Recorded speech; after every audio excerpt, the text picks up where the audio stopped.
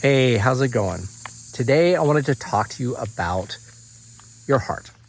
So I've been producing music for a long time, 20 plus years, and I have an online recording studio called Sundown Session Studio, and it's something that is a big part of what I do. I produce a lot of music for TV and film, and I get a lot of questions from musicians I help about how to get the great sounds in the studio, in their home studio. Like what's the secret? What's the trick?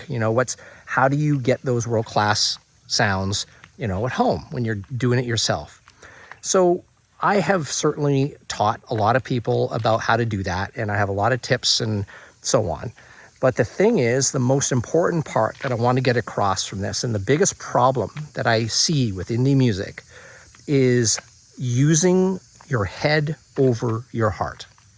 Now, the most important thing about a track, I think we can agree on this, maybe we don't, but I think this is right, is that the track has to feel good. That's the most important part. That's the number one thing. You can arguably take a song that's not that great and record it extremely well, and nothing really happens with it. You can also take a song that is fantastic and record it in a mediocre way and have great success with it. I think that is really the truth, right? That the song is more important than the recording. Ideally, you need to have both, because that's how we communicate our muse. That's how we just connect with other people, is through the recording, right? Live music too, but the recording's so important. So one of the things that you're going to come to a conclusion of when you actually finish your masterpiece, when you finish your track, is you're going to realize whether it's good or whether you could have done better. And that thing that makes you realize that is how people react to it and how you feel about it. Does it get you, going? Does it really sort of hit that part of you that just knows that it's great, And so I really want you to trust your heart over your head when you're producing music, when you're actually creating the music, not just the writing. Now, here's the important part that I wanted to talk about today, is that you need the head part too. You can't just be like, man, I'm just going to go on my passion and it's all going to work out, There are things to know in the studio. You've got to understand EQ and compression, and there's technical things that need to happen when you're sort of, creating everything that you're doing. It's just the way it goes.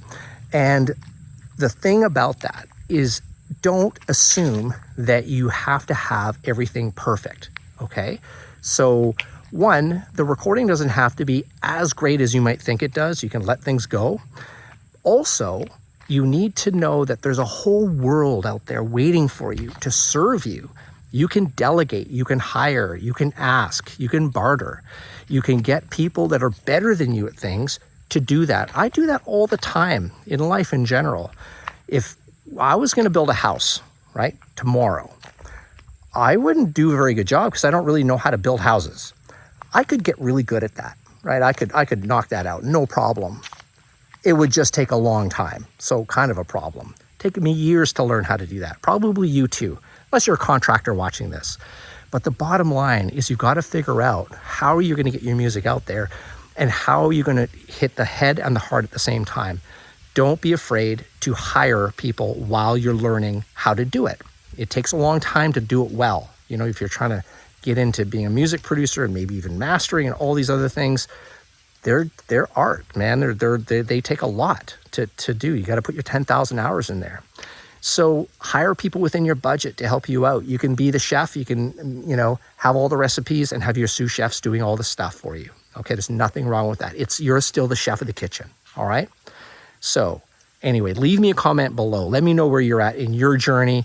Love to find out. And what do you think of that? I'm really curious. So I read every single one. I respond to them all. Leave me a comment right below here, and I'll see you there.